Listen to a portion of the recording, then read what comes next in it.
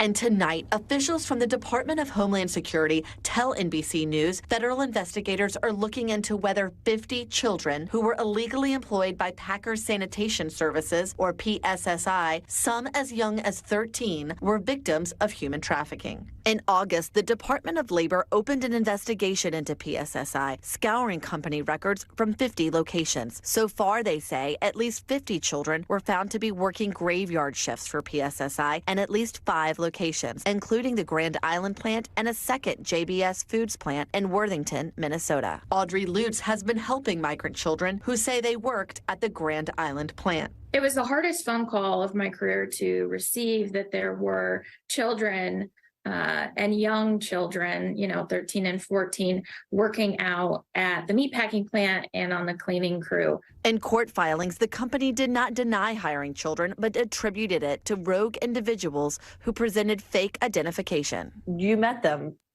Did they look like adults to you? I would have a hard time ever calling the people I've met with adults.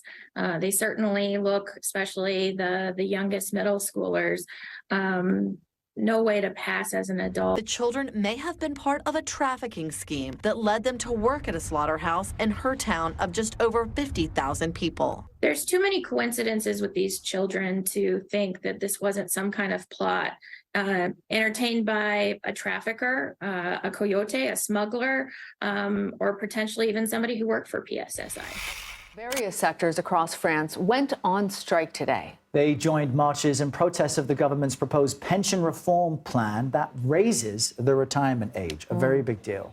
The demonstrators brought ground transport, education and energy production to a standstill. Despite being wildly unpopular, French President Emmanuel Macron argues his plan is necessary to ensure that pensions remain viable. Let's bring in CBS News correspondent Elaine Cobb now. She's in Paris and following all of this for us. What can you tell us about this reform plan, and not only why it's so emotional for so many people, but vital that this gets figured out? Errol, the reform would see the minimum age raised from 62 to 64 for people to retire legally.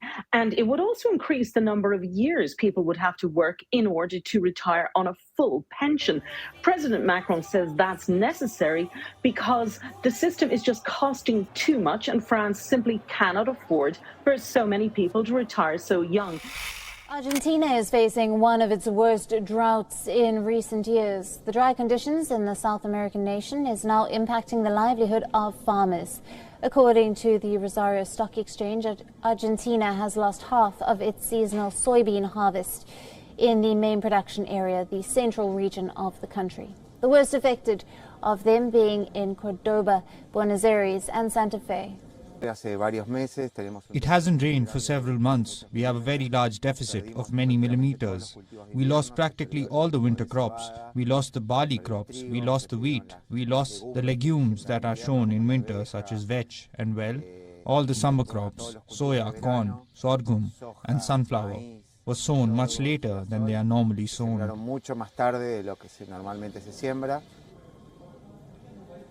Argentina is the world's largest producer of soybean oil and flour, and 3 successive years of drought have raised fears in the country that this year's harvest, particularly of soybeans, will be significantly reduced, striking a blow to the South American country's exports and its domestic supplies.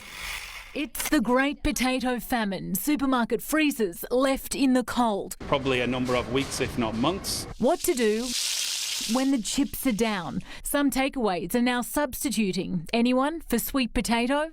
Others are starting to ration. Just have a look at this. While a handful are closing for days at a time. Blame it on the rain. Flooded fields mean fewer crops. 1 potato, 2 potato, 3 potato, more. Every spud counts on farms right now. The same amount of inputs for half the amount of potatoes out the other end. The looming question, fast food. Sitting at the top of the hot chip chain, Australia's quick service restaurants have so far been shielded from the shortage. But will dwindling supplies mean burgers with no fries?